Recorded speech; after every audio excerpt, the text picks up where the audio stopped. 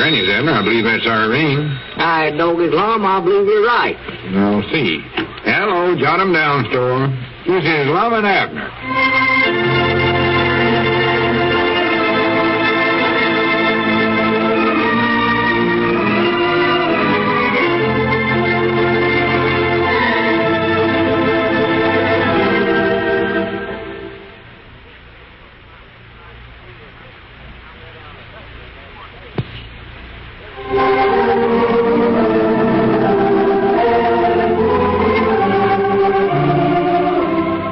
See what's going on down in Pine Ridge.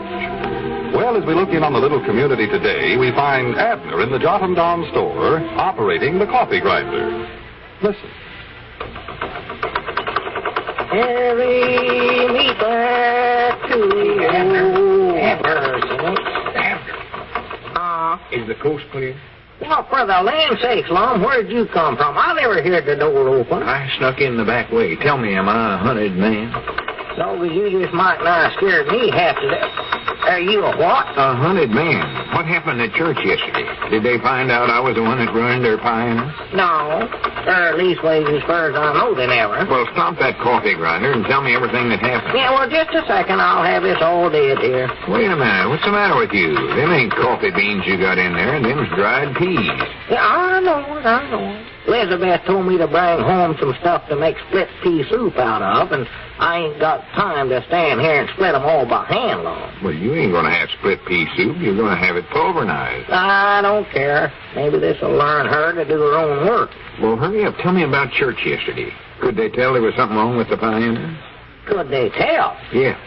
I just wish you hadn't been there. Well, I would have been, but I just didn't dare show up around there. I was scared I'd give myself away somehow. Yeah, well, I was a little scared myself, but Elizabeth just might not have drugged me over there. And I'm glad she did.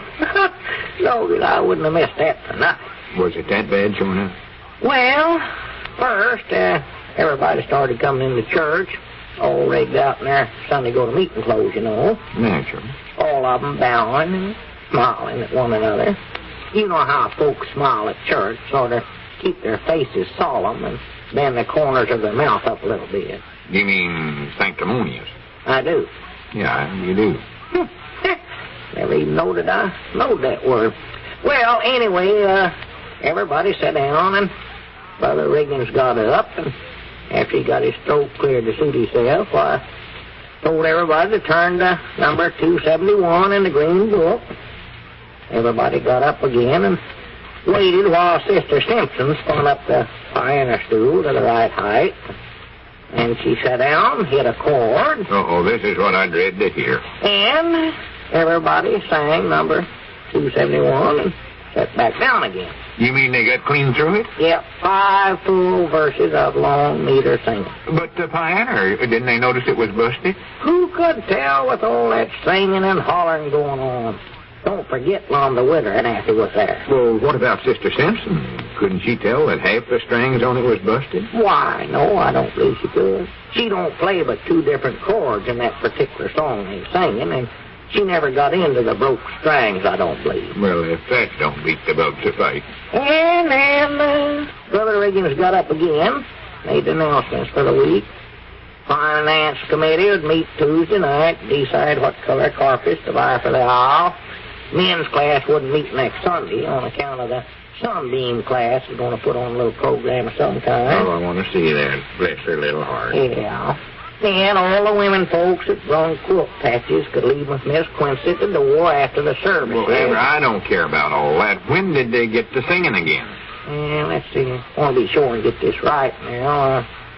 Next, I believe Ezra Seastunk got up and give a report on the committee to raise money to buy shoes for the hill folks. Oh, yeah. Well, how they coming with that? I don't know, Lum. Ezra talks of that blame long. I just couldn't hardly follow him at all. I reckon they're doing all right, though. Noticed Ezra had on a new pair of shoes. Well, hurry up, Abner. Get to the singing. Yeah, I'm coming to that. And let's see now. After Ezra sat down, they taken up the collection. Yeah. Then Brother Riggins got up and announced a big surprise. Surprise? Yep. A pioneer solo by Sister Simpson. Pioneer solo? Oh, my goodness alive. So So Sister Simpson gets up, bows to everybody, and she bows to Brother Riggins. He bowed right back at her. This I'm feared to hear. Then she bowed to the choir and once more to the congregation.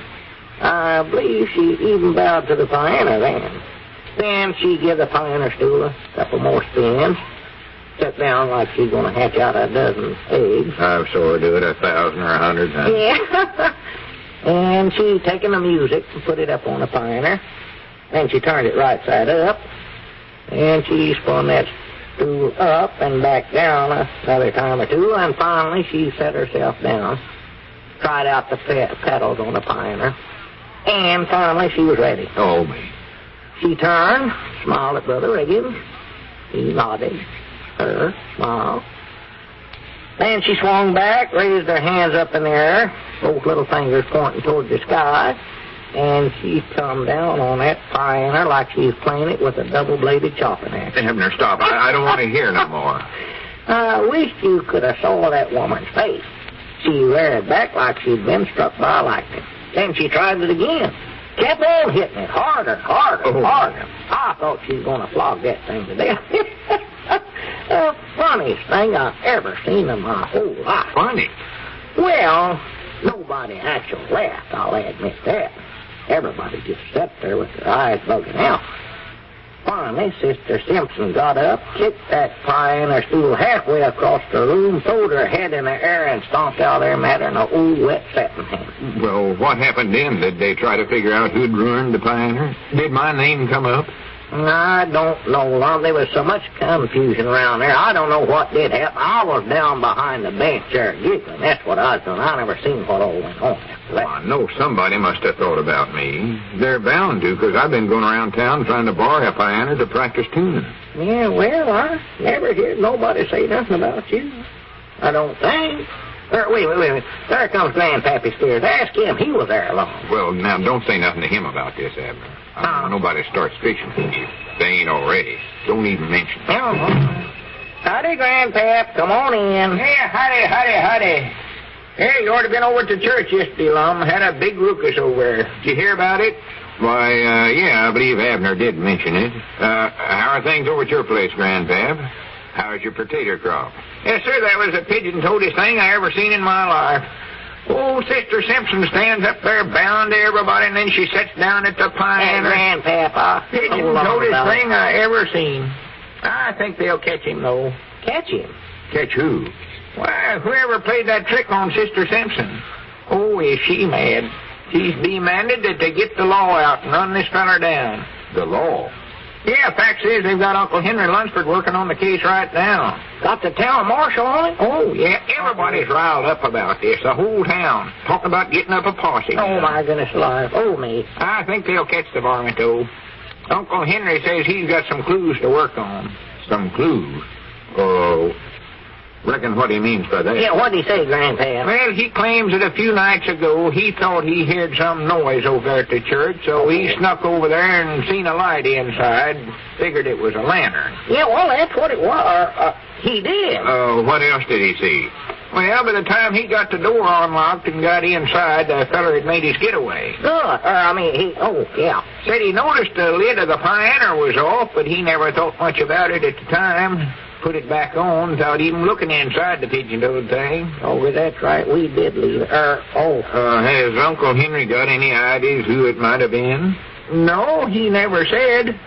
You got any ideas who it was, Lum? Me? Oh, why should I know?